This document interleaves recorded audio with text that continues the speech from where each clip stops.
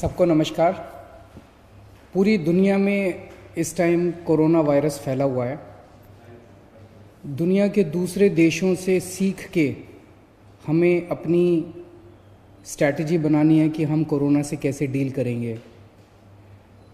मोटे मोटे तौर पे सब देशों के एक्सपीरियंस देखने के बाद एक चीज़ तो साफ है कि आपको कोरोना से 3 कदम आगे रहना है। अगर आप सोते रहे और कोरोना फैल गया तो उसके बाद आप कोरोना को कंट्रोल नहीं कर पाएंगे। अगर आप कोरोना से जो देश कोरोना से 2 कदम आगे रहे, 3 कदम आगे रहे, उन्होंने कोरोना को सफलतापूर्वक कंट्रोल कर लिया।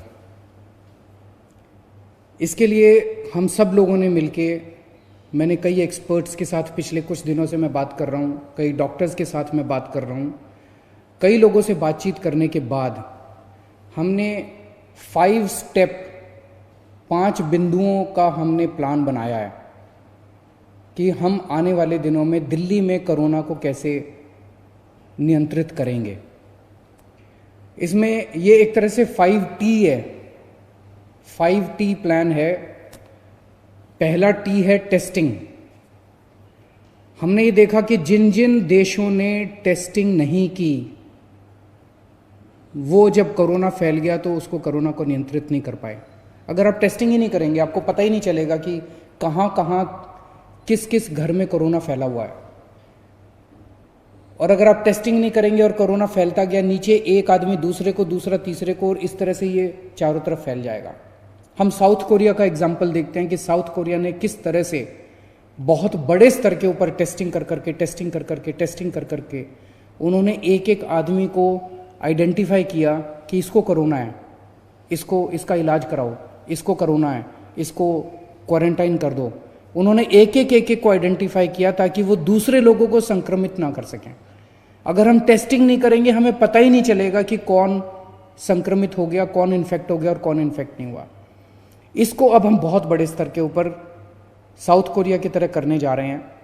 अभी तक टेस्टिंग किट्स की बड़ी समस्या थी, अब थोड़ी सी समस्या सुधरी है।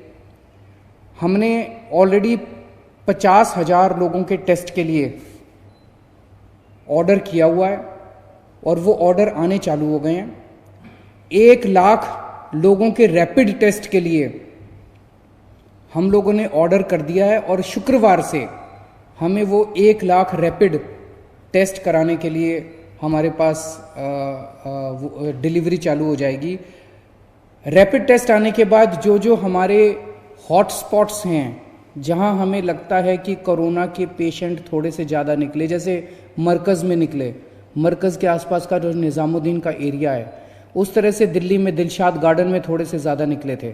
तो उस तरह से जितने हमारे ऐसे एरियाज़ हैं उन एरियाज़ के अंदर हम ज़्यादा रैपिड टेस्ट को ज़्यादा इस्तेमाल करके वहाँ पे रैंडम टेस्ट कराएंगे ताकि हमें पता चल सके कि कोरोना कहीं वहाँ ज़्यादा फैल तो नहीं रहा और हमें पता ही ना चले।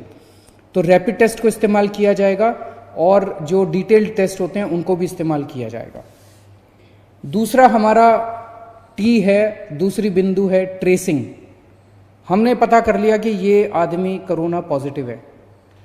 अब ये व्यक्ति किस किस से मिला, 14 दिन में किस किस से मिला, उनको सबको आइडेंटिफाई करते हैं। हमारी टीम बहुत एफिशिएंट टीम है, हमारे अफसरों की, डॉक्टर्स की, वो आइडेंटिफाई करती है और उन सब लोगों को सेल्फ क्वारंटाइन में डाल दिया जाता है। उनको कहा जाता है कि आप घर से बाहर नहीं निकलोगे।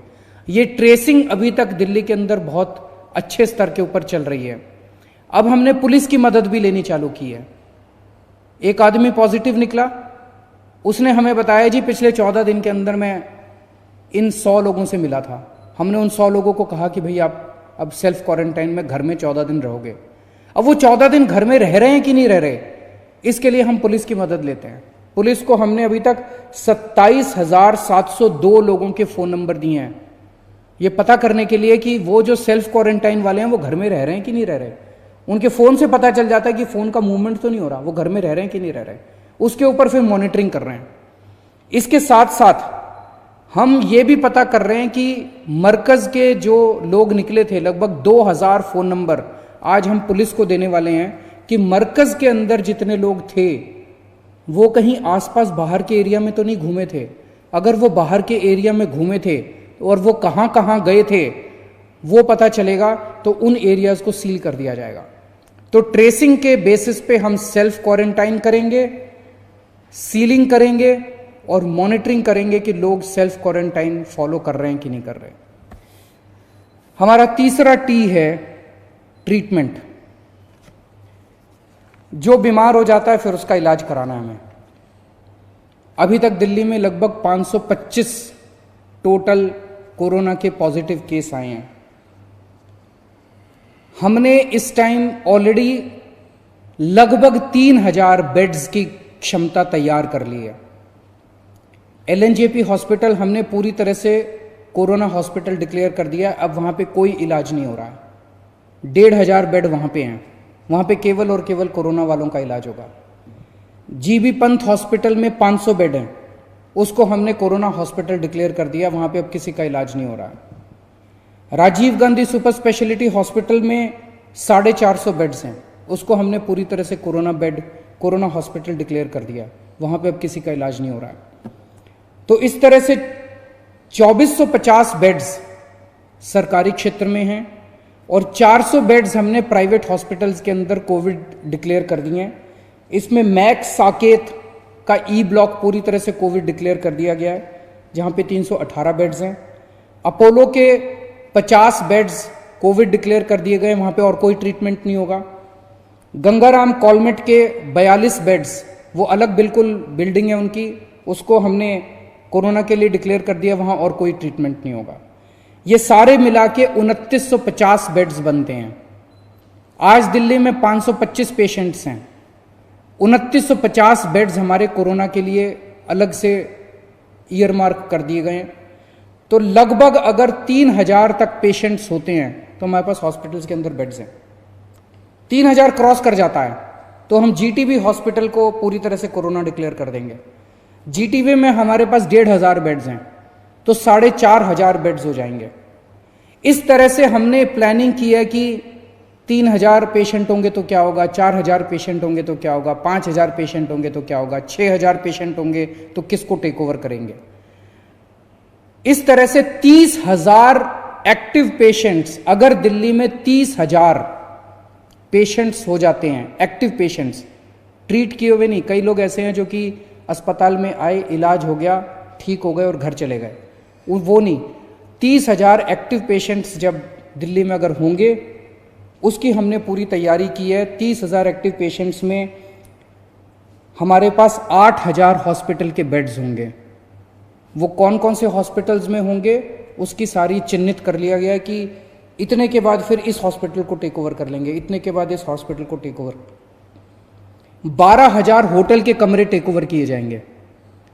किस किस होटल को कब टेक ओवर किया जाएगा इसकी भी चिन्हित कर लिया गया है कि 8,000 पेशेंट होने के बाद इस होटल को टेक ओवर किया जाएगा, 7,000 पेशेंट होने के बाद इस होटल को टेक ओवर किया जाएगा, और 10,000 पेशेंट्स को बैंक्वेट्स और धर्मशालाओं में रुकवाया जाएगा।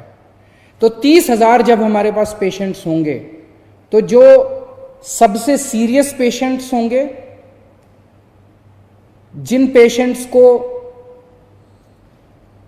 हार्ट की बीमारी या लिवर की बीमारी या कैंसर या सांस की बीमारी या डायबिटीज होगी, वो और जो 50 के ऊपर की उम्र के होंगे, इन लोगों को अस्पताल में रखा जाएगा।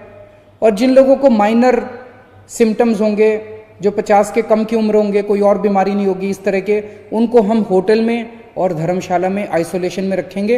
लेकिन वहां भी सारी मेडिकल सुविधाएं मौजूद होंगी, वहां भी डॉक्टर्स, नर्सेस, सारी मेडिकल सुविधाएं मौजूद होंगी। लेकिन जो सीरियस किस्म के पेशेंट्स होंगे उनके लिए 8,000 बेड्स का इंतजाम किया जाएगा।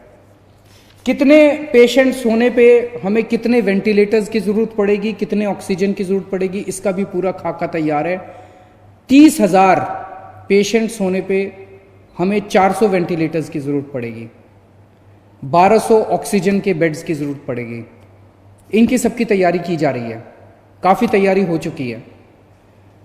हमें कितने पीपी किट्स की जरूरत पड़ेगी कितने पेशेंट्स पे, इसकी पूरी कैलकुलेशन की जा चुकी है।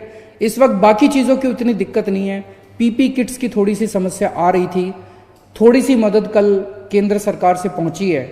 हमें पीपी किट्स के हमने काफी सारे ऑर्डर कर दिए हैं, लेकिन अगले हफ्ते तक वो ऑर्डर आने चालू होंगे। इस दौरान थोड़ी इमरजेंसी सिचुएशन थी। कल केंद्र सरकार से परसों चिट्ठी आई है कि 27,000 पीपी किट्स वो हमें दे रहे हैं, वो आज या कल में आ जाएगी। तो फिलहाल पीपी किट्स की समस्या भी हमारी दूर हो जाएगी। तो ये ट्रीटमेंट है, तीसरा टी ट्रीटमेंट है। चौथा टी हमारा है टीम वर्क। ये कोरोना को अकेले कोई नहीं ठीक कर सकता। कोई अगर ये सोचे कि मैं अकेला कोरोना को ठीक कर दूं, वो नहीं हो सकता। ये टीम वर्क पे जब तक हम काम नहीं करेंगे टीम की तरह, और मुझे बड़ी खुशी है कि आज सारी सरकारें एक टीम की तरह काम कर रही हैं। राजनीति से ऊपर उठ के सारी सरकारें, केंद्र सरकार, राज्य सरकारें, सारी एजेंसीज, सब एक टीम की तरह काम कर रही हैं। और मुझे बहुत खुशी है कि हम सब मिलकर एक टीम की तरह काम कर रहे हैं। इसमें सारी राज्य सरकारों को भी मिलकर काम करना पड़ेगा। अगर हम दिल्ली के लोग यहाँ बैठ के सोचें कि अपने को दिल्ली दिल्ली का सोचना है, महाराष्ट्र में कोई बीमार पड़ रहा है तो अपने को चिंता करने की जरूरत नहीं है, ऐसा नहीं है। महाराष्ट्र में अगर कोई बीमार है और जिस दिन लॉकडाउन खुला और वो दिल्ली आ गया तो फिर अपने दिल्ली में फैल जाएगा। दिल्ली में कोई बीमार है और कल लॉकडाउन खुलेगा, वो पश्चिम बंगाल चला गया तो वहां पे फैल जाएगा। तो अपने सारे सरकारों को और सारे देश के लोगों को एक परिवार की तरह एकजुट होकर एक टीम की तरह काम करना पड़ेगा। और सारी राज्य सरकारों को हमें आपस में एक दूसरे से सीखना भी है। मुझे बड़ी खुशी होती है, मैं देखता हूं कि तमिलनाडु में ये हो गया, महाराष्ट्र के अंदर ये हो गया, केरला में ये हो गया, पश्चिम बंगाल में ये हो गया, राजस्थान में ये हो गया, मध्य प्रदेश में उन्होंने ये अच्छा काम किया। हमें एक दूसरे से सीख के एक टीम की तरह काम करना है। डॉक्टर्स और नर्सेस हमारी इस टीम का, हमारे इस परिवार का अहम हिस्सा हैं। किसी भी हालत में हमें उन्हें बचाना है। वो हमारे सबसे बड़े सिपाही हैं। वो हमारी इस टीम का सबसे, उनके परिवार का हमें ख्याल रखना है। कहीं कहीं मैं देखता हूं कि डॉक्टर्स के साथ उनके पड़ोसियों को, उनके कॉलोनी वालों को उन्होंने कहा कि आपको तो कोरोना हो गया होगा, आप कॉलोनी में मत घुसिए। ये सही नहीं है, ये बिल्कुल गलत है, इसको बर्दाश्त नहीं किया जाएगा।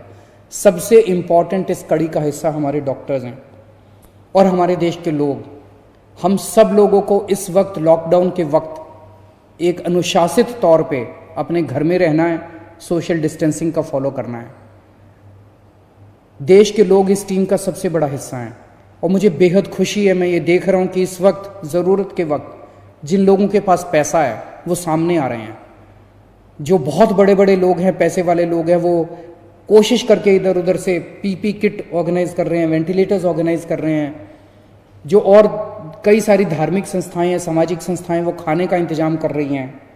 और मुझे बड़ी खुशी है कि हम सब, ऑपोजिशन हो या पक्ष हो या विपक्ष हो, सब एक साथ मिलकर काम कर रहे हैं। थोड़े दिन पहले मैंने सभी बीजेपी के लीडर्स के, दिल्ली के लीडर्स हैं उनके साथ, जो एमएलए उनके साथ बात की थी।